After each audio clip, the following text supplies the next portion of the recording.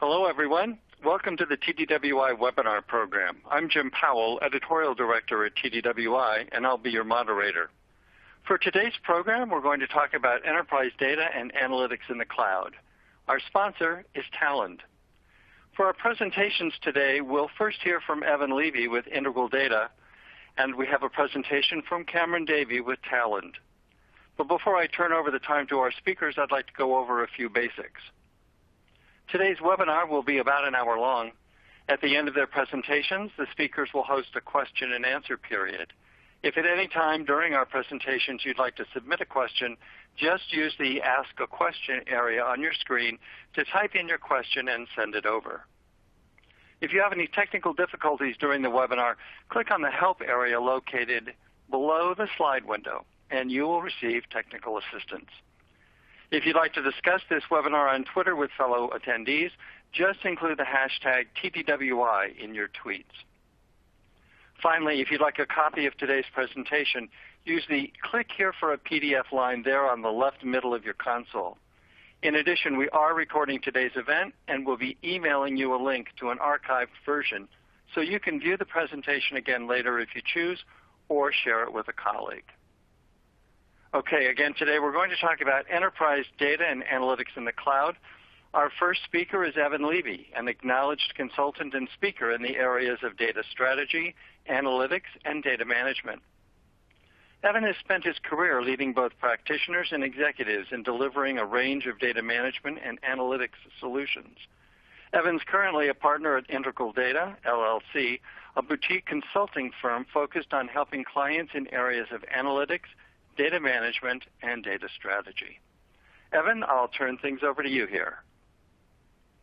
Thanks, Jim. It's obviously great to be here today, and I certainly appreciate the opportunity to talk about the topics at hand, which is moving and dealing with analytics and data in the cloud. We're going to talk about probably three general areas of content in the next 20, 25 minutes, and I will obviously turn it over to Cameron where he can drill into some pretty interesting details. It's the evolution of data analytics environment, because what's really how have we gotten to where we're at and some of the challenges that inevitably people are dealing with. Key considerations for being able to use data and analytical capabilities in the cloud, and then finally what the strengths and challenges of the cloud analytics environment. I like to start very often with just some fundamentals. If you look at where analytics and data architectures have come from, at the beginning was typically a four-component type architecture. And obviously, this is a very logical diagram. And the idea was we can't run reports on transactional systems. Data hasn't been set up or formed to be able to support any sort of analysis or decision-making. So that's the blue box on the left. The red box is basically this transitory or temporary area where I've pulled the data in at the convenience of those source systems and then convert it necessary to make it actually usable. Things like making sure there are keys or usable values or value conversions and things like that. I've got the green box, which is the data repositories, which is really where the actual analytic function occurs. And then obviously the end user presentation or data presentation functions, which also include a fair amount of functionality and capability when it comes to analytics. The thing that I want to go through as we walk through these things is really traditionally a lot of the architecture has been focused on I'm going to pull data from internal systems, and you can probably gather the challenges that have occurred over time. Any sort of frequent data access typically required a re-engineering effort, because very often a lot of the systems that were built some number of years ago was really, it was batch oriented. So it was bring me the data monthly, weekly, daily. So if I wanted things that were done incrementally, it really required a special development activity, because by and large, that wasn't necessarily the focus with some of the early systems. And in fact, the architectures that have evolved, it wasn't about give me the data quickly, it's just give me the data and do it in what I would characterize as the most convenient programming way. The ETL, or the extract transformation load process, really was a two-stage process, and you'll find that it's still common in a lot of places today, where it's pull the data out of the source system, put it into a staging area, and sometimes that staging area is a standalone system, sometimes it's a data repository, and then apply whatever processing or transformation conversion is necessary. What we've also seen is systems have evolved and grown. The need to evolve to a change data capture. And the reason I say that is usually initial systems are a kill and fill idea where let me just whack or delete to the table and then bring in a refresh of the data. Practically speaking, as the volumes grow, it's just not feasible. So the whole premise of change data capture, obviously, is only bring in the data that is changed or the new content.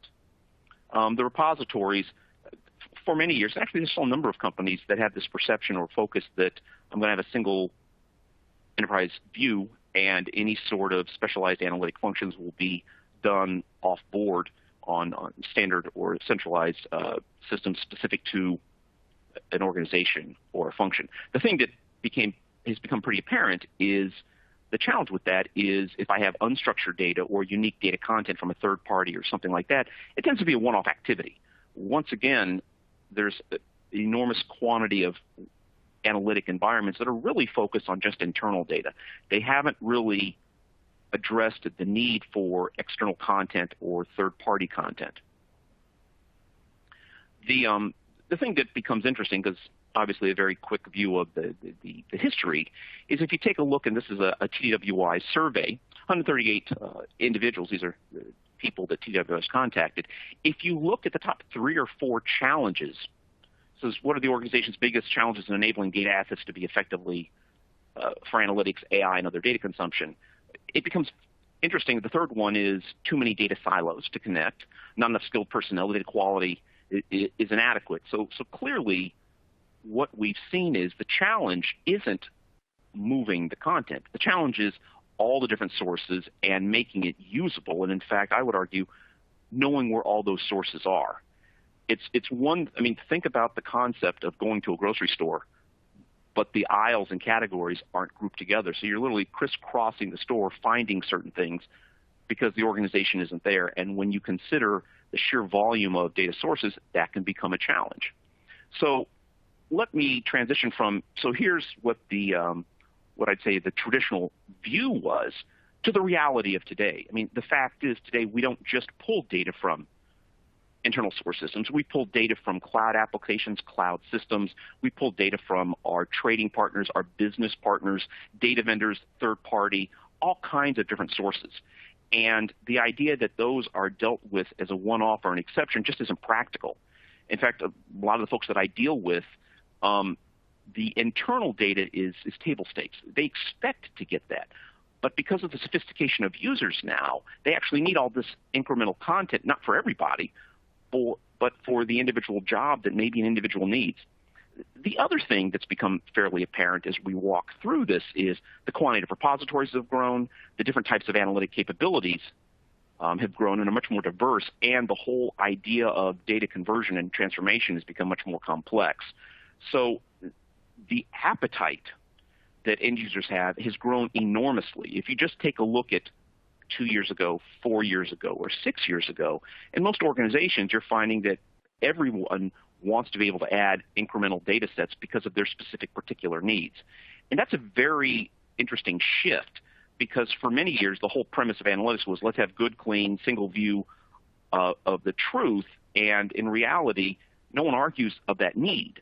But if you take a look at the individual combinations of data that individuals require, not everybody needs the same combination of data elements, not to mention the fact that the actual duration and value of time varies. There are people that want to just try data out. So the point that I want to be aware of is the transitory or temporal nature of data is very different now. The idea that I need to keep data forever is not necessarily a given. There's some data that I want to keep for long periods of time, like core, financial, and other things. But there may be other content that I only want to keep for a short period of time because I use it once and I'm done. The thing that I'd also have you realize is the whole world of moving and transformation has, for lack of a better term, gotten out of control. What's really happened is every repository that needs data has its own little data supply chain, its own little environment to be able to move and process the data. So the tragedy of this is there are no coordination of resources or economies of scale.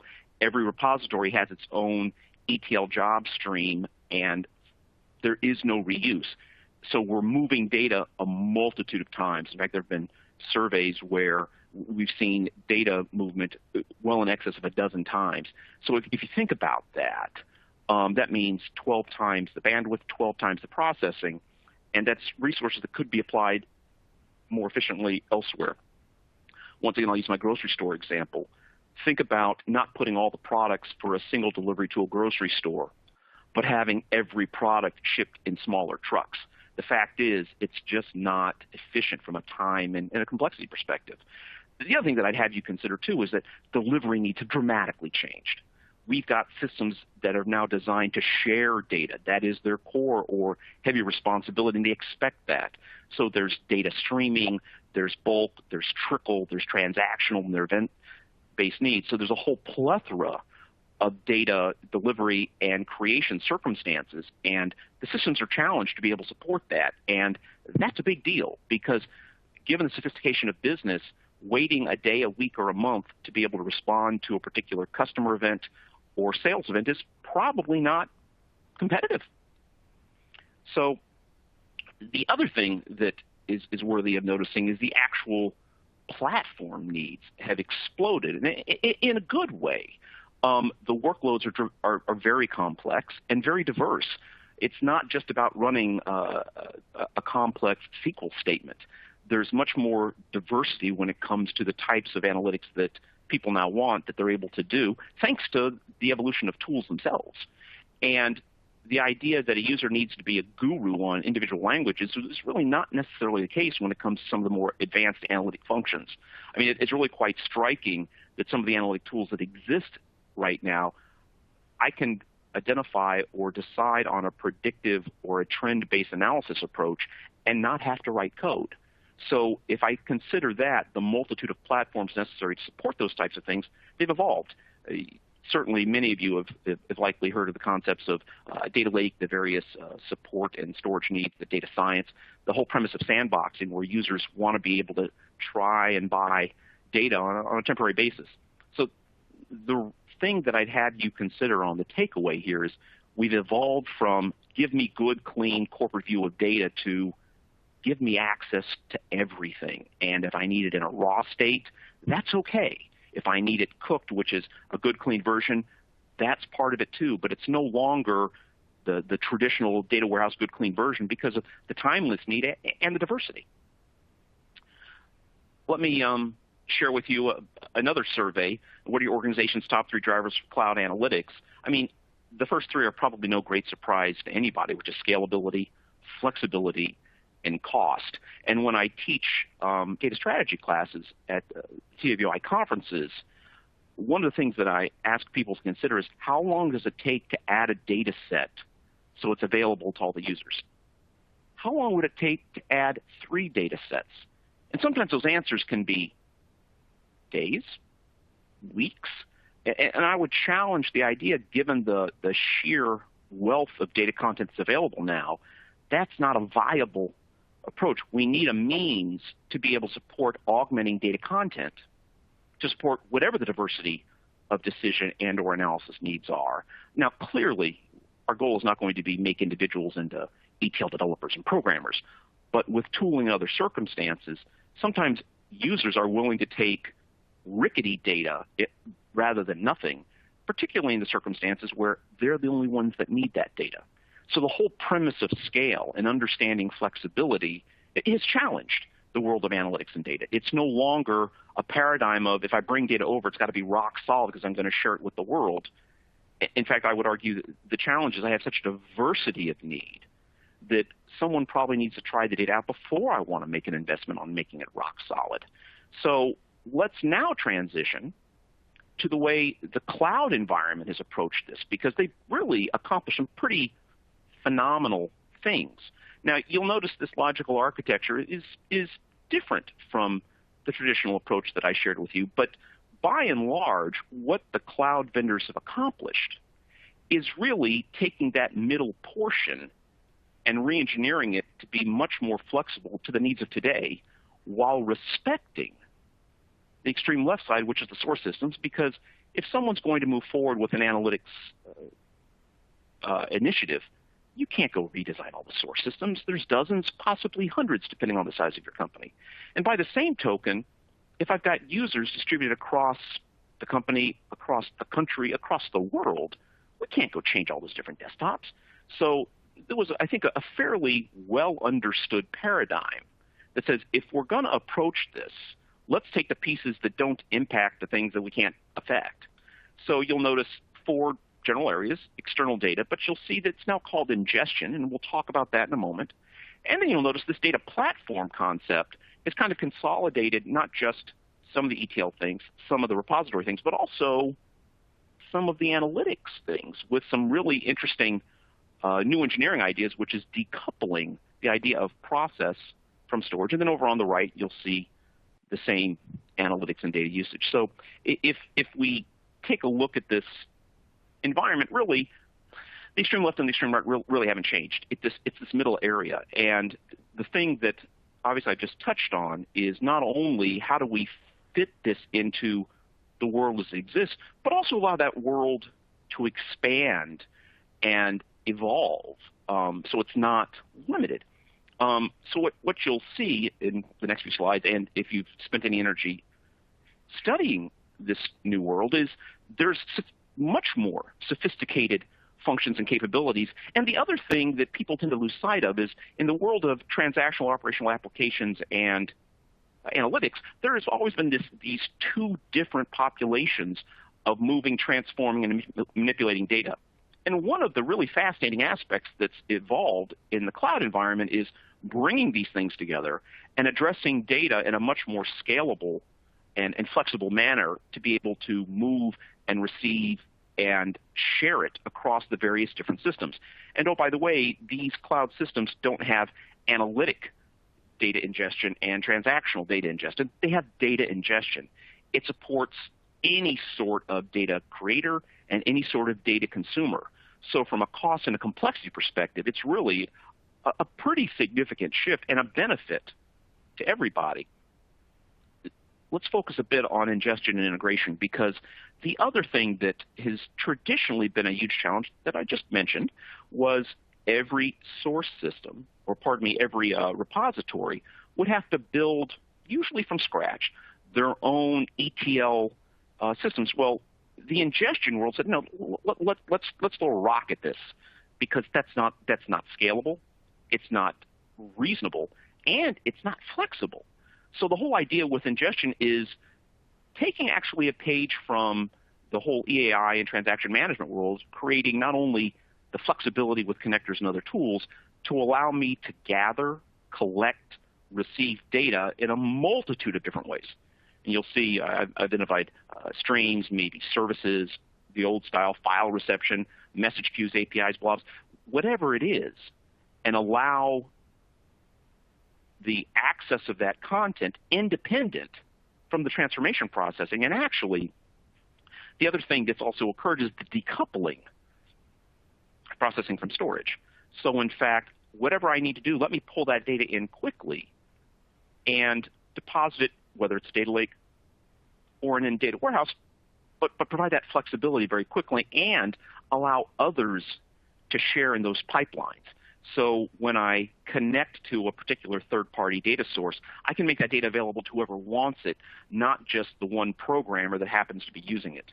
The other thing that becomes very, very feasible now is because I've decoupled that processing and storage and I've got the benefits of the cloud, is I now have much more scalable processing, because behind the scene, the tools and technologies have been built to add processing as needed. So it's not about re-engineering the back-end systems. It's part of the way it's designed. So one of the big tragedies or challenges has been in a normal analytics environment, if I'm doing premise-based work, I've got to understand what is it I'm going to need for the next 3 years because of the way depreciation schedules work. And then I'm buying more capacity than, in fact, I even need, hoping that I'm going to grow to it. Well, lo and behold, for those of you that are experienced with data warehouse and even analytics, most systems are not sized for the actual processing.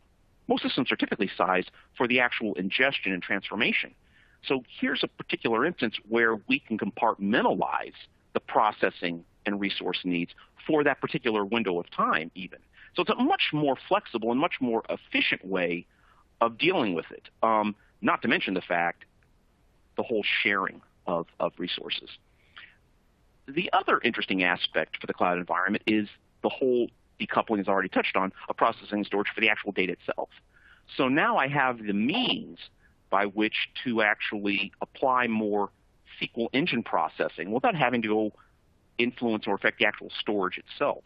And I actually have the means to apply different types of processing engines to that data. I mean, you'll see some software vendors already have the ability to apply, whether it's R or SAS or other types of analytic engines, to the actual data store as well as SQL. Well, that's built in to different cloud environments. So the whole premise of whether it's NoSQL or blob processing or the various different types of analytic engines, they can be applied to that same storage. So now the sheer athleticism and agileness of being able to do a dramatically broad set of analysis techniques becomes very simple. I don't have to move the data from the various and in between different analytical platforms because the system has been designed to share that content in a much more efficient manner. And, oh, by the way, it's more practical when it comes to managing mixed workloads. I can apply the processing to where it's needed. So the other thing that you may have noticed is this piece on the right called services. And you'll notice the services on the left and services on the right of storage. Well, the premise of services here is I kind of touched on, which is the whole idea of being able to evolve and grow specialized functions that can be made available to everybody. It's not installing new software on individual desktops or individual servers. It just becomes available. So if I want to do machine learning or I've got OLAP processing or one of the various varieties of analytic capabilities, because of the cloud environment, because of the way it's been applied as a data services or an application services function, it becomes available to everybody literally with some very simple administrative changes. Back over on the data services side, so now the idea also becomes not just transformation load, but on-the-fly profiling and analysis and data cleansing. And once again, or the whole world of data cataloging. One of the big challenges when you're dealing with a premise analytics environment is how do I keep track of all the data that's coming in? Well, it actually becomes feasible because not only the tooling, but having this centralized cloud environment. So not only does it give me more flexibility, it gives me resource scaling as I need. If my inbound or loading activities or ingestion activities grow, I can apply the processing as is necessary and reduce when it's not. By the same token, on the applications or the end user consumption side, I can grow or contract as the processing evolves. A couple of closing remarks that I want to be very clear on is you can't just start using new stuff without some level of investment and energy. Now, all the different cloud environments provide the ability to lift and shift, and nothing more than take what you've got in an existing analytic or warehouse-type platform and shift it over to their environment. The challenge of doing that is you're not going to be necessarily able to take advantage of all the features and functionalities because many of the cloud DBMSs have many more database capabilities, and depending on how you may have designed the scheme or other things, you're not going to be able to take advantage of some of that. So it's pretty important as you move forward to invest in the training to learn the environment that you're going to and learning certain types of fundamental cloud technology concepts. And in all likelihood, you're going to review your ETL or now ingestion and data pipeline approach because you probably aren't ready to just migrate it over and capitalize on the scale and functionality that's possible. So what I've tried to do in this closing slide is try and give you a comparison and contrast, which is, the strengths of the cloud is obviously a dramatic increase in data analytics functionality, whether it's storage or ingestion or the data and application services. And the ability of scale becomes much easier. And one of the things that I really haven't touched on in my remarks are the whole world of setup and administration is dramatically simpler. These systems have been designed with the idea of allowing flexibility to processing needs. That's not something that premise software that's been designed over 20 years is typically capable of. Adding and removing CPU and storage and bandwidth is typically not a simple dashboard adjustment. So the administration and provisioning is much simpler. And in many instances, it can be done without IT, depending on how your environment chooses to implement and set it up. Now some of the challenges, because obviously nothing is for free, is expect to invest time not only in training, but evaluating what your current data movement and migration functionality is. Because if you truly want to take advantage of all the features and functions of the ingestion and data pipelining and so forth, I'm not saying that you absolutely need to redesign everything. That would be flat out wrong. It's really about be open-minded and see how you've done it, and maybe because of the tooling you already have, you can move things over with minimal, if any, type of migration. But be aware of that. The other thing that I would tell you is expect to invest some time on moving forward with different types of source data access, because you're going to have so much more functionality and flexibility. The idea of moving files, I hate to say it, is just old world. I mean, ultimately, what you want to be able to capitalize on is give me the data as it's created as quickly as possible. Let me process it, because I have a broader, wider window of time. And why wait till an overnight process if I can just do it as it occurs? I will say one thing. There's this euphoria about cost savings, and no one can argue the benefits of that. But we have a lot of old sloppy habits of not shutting down jobs that are no longer used or getting rid of files and data sets that are no longer required. When you've got a premise environment, you tend to have people monitoring and measuring that more frequently. The cloud environment, because there's more of an arm's length approach, those things over longer periods of time will inevitably be a cost challenge. So you just want to stay on top of that. So with that, I will turn this back over to Jim and company, and I appreciate having the time to share with you. Thanks, Evan. Just a quick reminder to our audience, if you have a question, you can enter it at any time in the Ask a Question window. We'll be answering audience questions in the final portion of our program. Our next speaker is Cameron Davey, Partner Solution Architect at Talend. Cameron works as a technical advisor and consultant with Talend's most strategic technology partners, understanding and sharing the details of the technical integrations between Talend and its partners' array of products and platforms. Hello, Cameron. Hi, Jim. Thank you for having me. So what I want to share with everybody today is to talk about putting what Evan discussed as the sort of the state of the nation, if you will, with cloud computing and the cloud data architectures, and talking to you for a few minutes about reference architecture, specifically on Microsoft Azure, and how Talend can help to implement those architectures for you as you put data integration, ETL, data management solution in place. Now, I do want to start off first by thanking John O'Brien and his team at Radiant Advisors. The information and the data that we're going to share today is as a result of John and his team at Radiant doing some excellent work interviewing our live Talend customers who are using Talend on Azure as in live scenarios. So the information that we're sharing today is as a result of those interviews and the research that they did in order to get real-world scenarios on how Talend is deployed on Microsoft Azure to solve simple and complex data management challenges within these organizations. So the first thing that I want to talk about is the overall reference architecture for Talend on Azure. So putting into practice everything that Evan was mentioning in his previous slides. Now you'll notice that the layout of these slides is hopefully mimicking and mirroring what Evan was talking about. So as you saw, the flow on these diagrams is from left to right. And we saw within Evan's slides the discussion on those data sources. So we've got on-premises data sources, cloud application sources, and external data.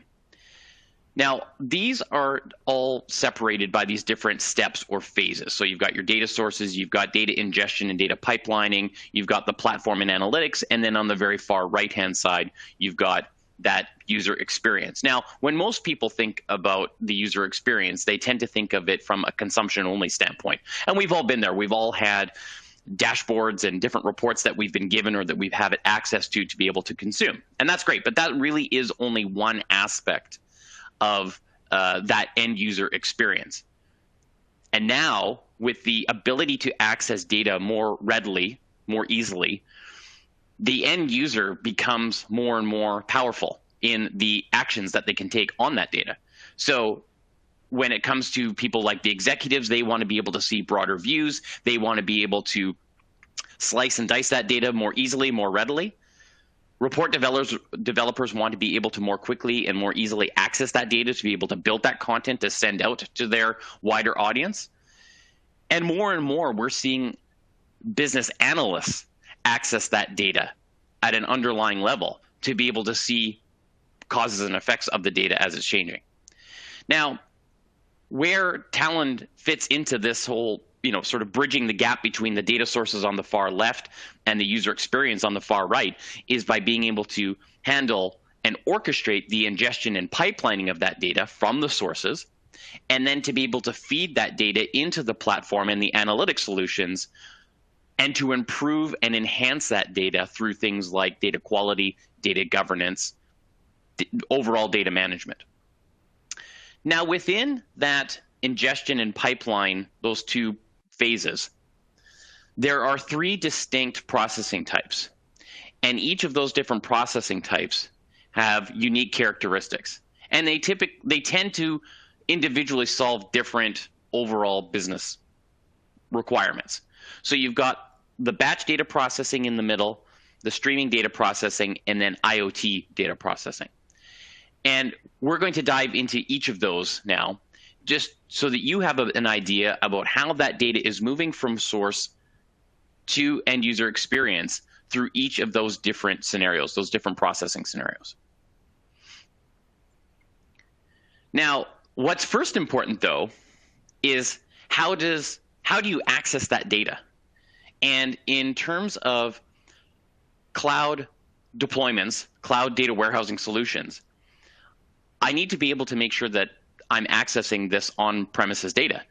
We know full well, Evan mentioned this earlier, there are still tons and tons of resources sitting on premises. So despite the fact that there is an exodus, if you will, of those on-premise data warehousing solutions up to the cloud for scalability, reliability, et cetera, all great reasons to do so. But you still need to be able to access that on-premises data. And with Talend, there are a couple of different ways that that can be done. Now, Talend has the notion of remote engines, and some people can sort of generically refer to these as execution engines, but it bridges the gap between the on-premise data source and moving that data up to the cloud. Now, that's very typically done in that batch data processing scenario, and that is absolutely the most common. So the purpose of that remote engine is to bind to the on-premise data source, extract the data, potentially process it, and then use that as the means of loading that data into my cloud-based data source, whether that's a cloud data warehouse, it could be data storage, whatever the case may be. We'll see in a moment why these remote engines are flexible in their deployment mechanisms. Now, from an ease of use standpoint, these remote engines can be deployed on a virtual machine or through a cluster if your processing needs are expanding and you're dealing with more data, larger amounts of data, more data sources that you need to connect into, et cetera. But they're very easy to deploy. In fact, if you are on, say, the Azure Marketplace, you can search for Talend and find that remote engine, and it's deployed automatically within the matter of a couple of minutes. So it's very, very simple, very easy, very straightforward to be able to deploy that remote engine to connect into your on-premises data sources. Now, if you are using a Spark processing service. And within Azure, for example, there are two main ones, the main one being Azure Databricks. The other one would be Spark within Azure HD Insight. Then you don't need the remote engine because the Spark processing service, Databricks, is the execution engine. So with Talend, you would build a job that produces that Spark code. It gets sent to Databricks, and Databricks does the processing. So again, very flexible, and then you get to take advantage of all of what Databricks has to offer from a serverless Spark processing standpoint, et cetera. So that whole deployment options band that you see in front of you is the orchestration for Talend. That is the orchestration window for Talend, giving you that ability to extract the data from source and then ultimately land it into the data warehouse, data service of choice. So now let's take a look at several different architecture patterns. And again, these architecture patterns were as a result, or have been developed by Radiant Advisors as a result of those interviews with live customers, live Talend on Azure customers. So these represent absolutely real-world scenarios on how customers are successfully deploying Talend to handle their cloud data warehousing solutions. So this one is the simplest architecture pattern, but also absolutely the most common. And this is where we have a number of on-premise data sources or cloud applications as our sources. And then we're going to load that data into the data platform of choice. Azure SQL Data Warehouse, could be Azure Synapse, which is part of Synapse now, Azure Data Lake Service, ADLS, as you're likely familiar with it. Other database services like Postgres on Azure as well, all are supported. The introduction, the means here is to get the data out of those source systems and then to obviously extract that data and land it into the data platform left. Now, it's basic in the sense that initially, most customers run with one remote engine for their on-premise data sources. I am going to extract out of my on-premise data source and land it into the cloud. Very simple, easy to manage, easy to orchestrate. Part of these best practices, though, is to make sure that you have some dedicated separation of process, if you will. And in this case, really the only separation that typically happens is that I have one remote engine that's connected to my on-premise sources, or that's dedicated to processing my on-premise data sources, and then I might have another one that is ready for that ingestion and processing of the data out of my cloud applications. All roads lead to landing that data on the Azure Data Platform services that you see on the right-hand side. And that pipelining is typically done in two phases, if you will, two stages. Let's acquire the data from the on-premise data source and then write it into staging or data lake. So pure ingestion. Maybe I'm not even doing any transformations at that point. It's just a matter about acquiring data. Very simple. Just get it out of left, put it into right. Very simple. And then the second phase of that is to take that data in its staged or raw format and to start to do some data quality, data management, data enhancement, data verification, however you like to term it. But it's to take that data in its raw state and to start to shape it, correct it, enhance the quality, et cetera, and write that back into either a new staging table within my data warehouses, a different area of my ADLS or my different storage areas, however it is that you want to be able to segregate that newly formed data. But that is very typically the pattern. Ingest the data in phase one and then change the data in phase two. As we move now into an advanced version of that data processing architecture platform, not much has changed. In fact, the overall pattern is largely identical. What we have introduced, though, is the notion of Spark processing into this phase. So in that first basic pattern, we weren't really talking about Spark. This is, straightforward ingestion left to right. Now we introduce Spark, and the introduction of Spark typically means that we need Spark because we are dealing with much larger data sets, much more complex data sets, and I need the sheer processing force of a Spark processor like Azure Databricks to be able to handle that larger amount of data. Now, the advanced data process is actually taking it's an additive pattern to what we saw previously. So it's everything that we saw in the previous step plus Spark processing through Azure Databricks. So in this case, we'd still have the same best practice of separating the workloads, of having ingestion first. So phase 1 of ingestion first, phase 2 of doing those data processing, quality, governance, et cetera. And we might have dedicated Talend deployments here to help answer specific service level agreements or to handle certain applications. So again, the differentiation here of having remote engines for on-premise and different remote engines for the cloud apps is still the same. But as we look at these additional best practices down below, we see that if we're looking at making sure that we need high availability, recoverable processing, then we'd want to make sure that we have these available on a reliable VM type solution within Azure. But we would also introduce the notion of remote clusters of remote engines that can all work together for scalability, reliability, et cetera. Again, very easy to do within Talend to be able to cluster those remote engines together.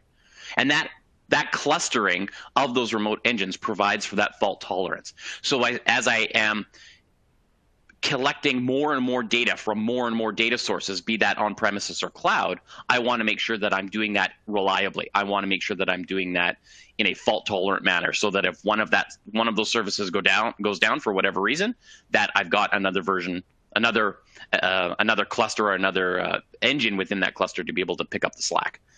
And again, we introduced Spark processing here, Azure Databricks for manageability, for its features, for its ability to handle massive data sets using that very intense Spark processing. The next pattern that I want to go through here is event streaming. Now, it's not quite as common as the previous two, but it's becoming more and more popular, and it's being implemented more and more frequently. This event streaming hub pattern is for real-time data ingestion and data collection. So it follows that pub-sub model of publishing and subscription, right? So I'm gonna publish a topic, a producer, and then I'm going to subscribe to the topic. So I'm going to be a subscriber. So I've got my Kafka topic on the left-hand side as part of my data ingestion. It's ingesting all of this data from a variety of incoming real-time data sources, and then it's publishing or producing that data out into the various data platforms. It's very event-driven, so I'm using these types of this pattern if I am collecting data from live events that are coming in. And again, Talend is being used to orchestrate the availability and the running of those pipelines, of those live real-time pipelines. So we would use this pattern in order to gain high reusability of the code, because using Talend, I don't have to build these event streaming pipelines over and over again. I can build them once, reuse them very quickly, very easily. And I would use Talend for this in order to drive data governance into those pipelines as well, because otherwise I'm just collecting a bunch of live data and landing it. But I need to know what that data looks like. I need to know where that data came from. I need to know the lineage of that data, et cetera. And that's where you would use Talend in order to handle the quality and the governance of that data. And then the final pattern that I want to discuss here, our architecture pattern here, is the enterprise data hubs and streaming analytics. So this is popular and emerging as a new pattern for data science projects. So again, this is streaming via Spark, but the purpose here is focused mainly on the data science analytics and machine learning projects. So Talend is used here for the orchestration of those Spark streaming jobs, which are sent to Databricks for high-powered and highly available processing. So the data is coming in, the Kafka topic or whatever that topic happens to be is, again, ingesting that data. It's being sent through Databricks, and then Databricks is producing that data out to Synapse, to Azure Machine Learning, et cetera. So there's no need for Talend to have a remote engine here because that's all, the processing is all being handled by Azure Databricks. But Talend is the orchestrator of this. So the job is built in Talend, it's orchestrated in Talend, it's scheduled, managed, et cetera, by Talend, and it's enabling that faster pipeline development for deployment into Azure Databricks. So the best practice here is we're obviously striving for low latency streaming, right? Data's coming in, we want to make sure that we're processing it as quickly as possible. And you can also leverage API deployment at the end of this by connecting in something like Azure API Manager or Talend's API services to be able to connect into that data at the right-hand side. So I want to finish off with a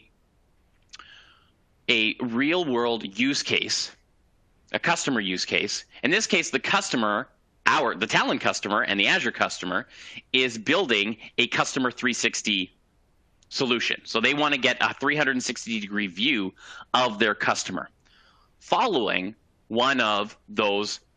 coincidentally, following one of those architecture patterns that we were just talking about. So this is a real-world use case, and it is actually following that advanced batch data processing example, reference architecture pattern that we talked about earlier. Just it's not using Spark. This is just using the standard deployment model for running these different types of jobs. So in this example, we've got our on-premises data sources on the left. Coincidentally, the on-premises data was stored in Microsoft SQL Server, along with other flat file-based data sources as well. So there's a number of different data sources on the left coming from a variety of different sources. However, primarily SQL Server. Now, in this example, that data is first ingested into the Azure overall solution, again, connecting through Talend's remote engines. So the orchestration happens where I'm connecting into my sources on the left, I'm ingesting that data, and then I'm moving that data into the ADLS service down at the bottom here. Now, sometimes within some of these solutions, that data is moved without changing it at all. It's literally just lift and shift, as we heard earlier. But in this particular example, actually, as we're lifting the data, we're also changing that data as well. And that is part of the power of Talend, is that you have the ability not just to do a lift and shift, but you can extract, transform, and load while that data is moving at that first phase.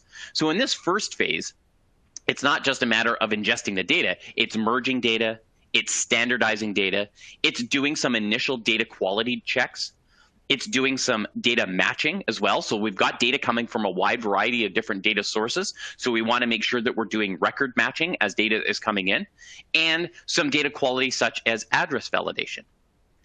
Now, in this real-world example, what happened was when that data came in and landed first into ADLS, it was bucketed into 3 different key areas. One was that it was, if anything was a definitively unique record, great, easy. That goes into the unique record bucket. The second bucket was survived records, and that was essentially if the data was automatically changed, enhanced, checked, et cetera, using those ingestion pipeline mechanisms that we see over on the left, and the Talend job, did something to change that data beneficially, then it was then moved into the survived bucket. And there were records kept on what was changed. The third bucket is stewarded data, and that means that there was human interaction in order to make a change to the data. So one of the apps within Talend is called Talend Data Stewardship, and that Talend Data Stewardship gives an end user, a data analyst, a business analyst, somebody in charge of the data, gives them control. A task is given to them. The data steward looks at the task, and the task says, these 4 records conflict, or these 20 records conflict, or whatever the number is. Please resolve this. And so the data steward then goes through these conflicts and says, I'm going to keep X or I'm going to get rid of Y, and so on and so forth. And so the data steward completes that task and sends it back into the workflow. And as a result of that, it is easily determined then which records are kept and which records are stayed. And it's through that human interaction that we get down and we get that third bucket, which is the stewarded data. So we've got unique data, we've got survived data. Those were done automatically as part of the Talend process. And then you've got the third one. So if it didn't pass through those first two phases, it then passes through the third phase, which is stewarded. Once the data is into those buckets, then the data is then merged back together. And it's that merging of the data, we also then are adding any aggregations through calculations. We are masking any data that's coming in. So if there's any personally identifiable information that's in there, we're going to mask that data and further enrich that data. From there, that data is then spliced into two main areas. And it's not so much a splice as it is taking the same data but making it available in two different manners.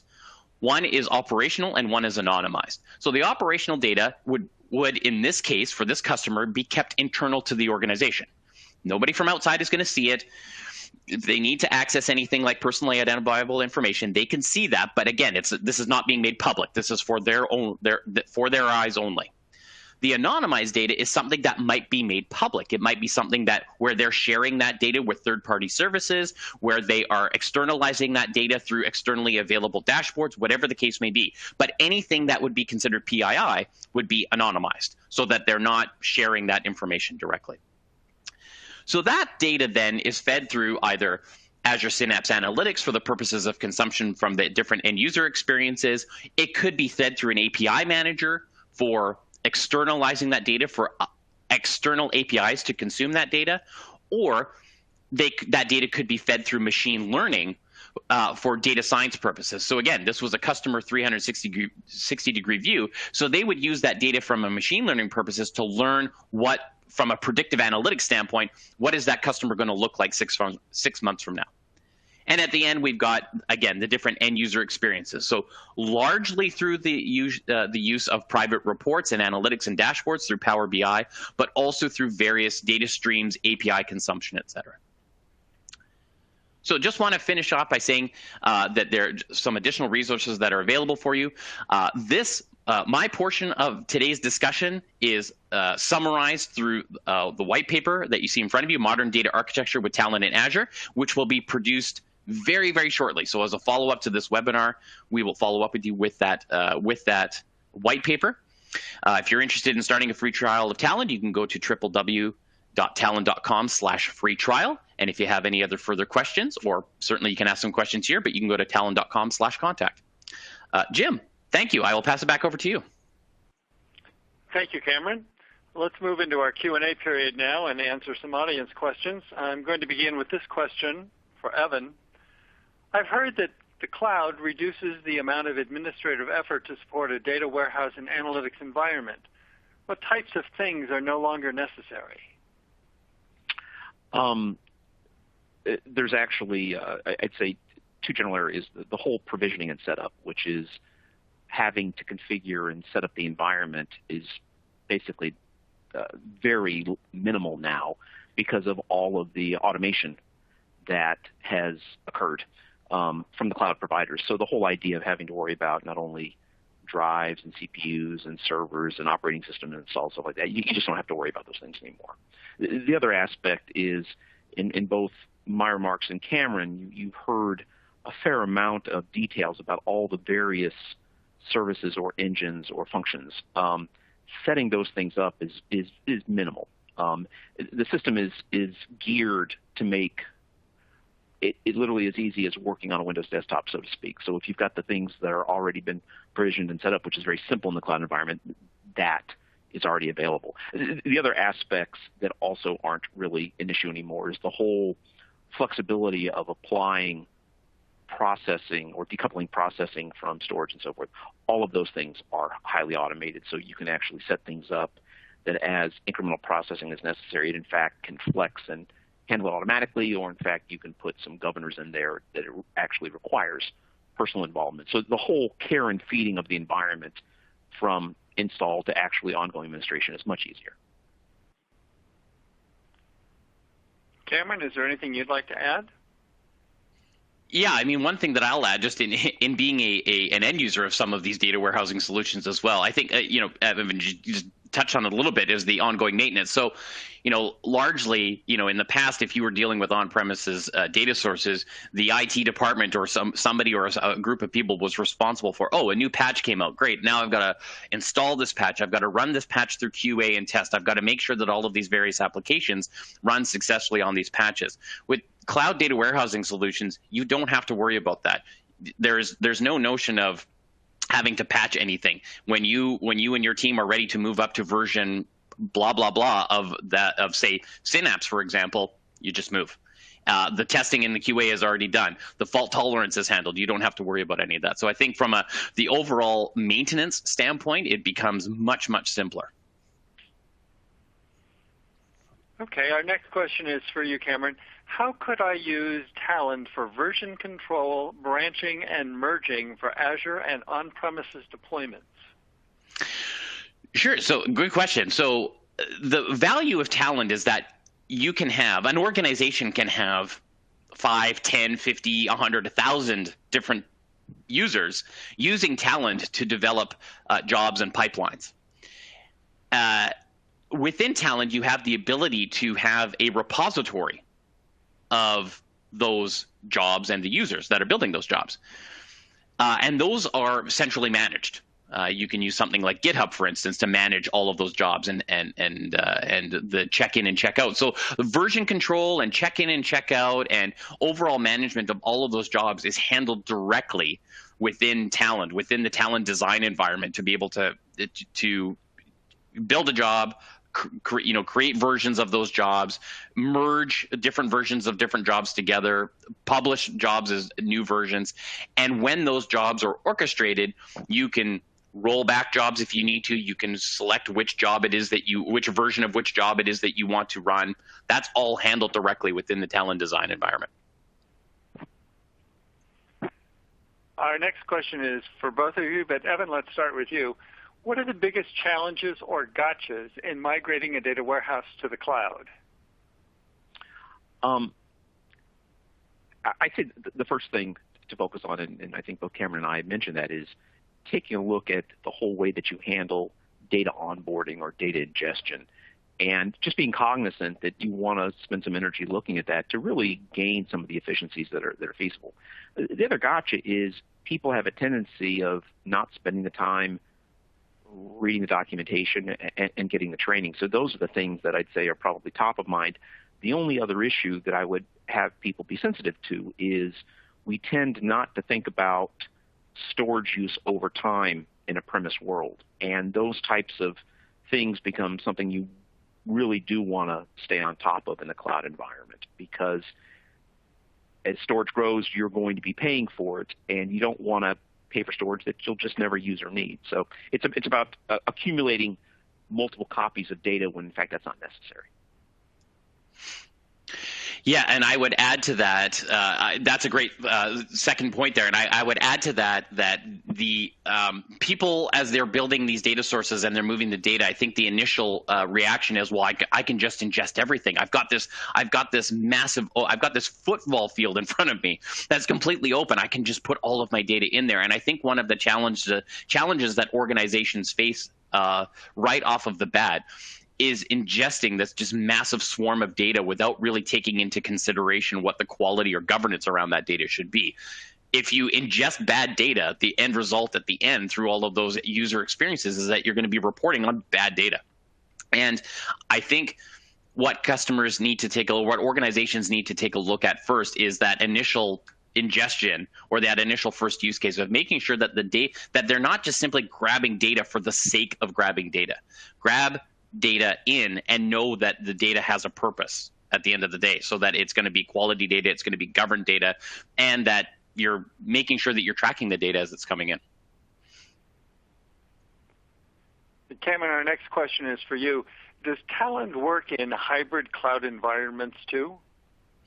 It does indeed, and that is one of the main advantages of Talend, is that it has this ability to work in hybrid environments. So hybrid and multi-cloud. Let's put both of those out there. So hybrid meaning that it works on both an on-premise and cloud solution. One of those first two main architecture patterns that we talked about that were developed by Radiant Advisors, those show a hybrid solution, meaning I have data on-premise and I have data in the cloud.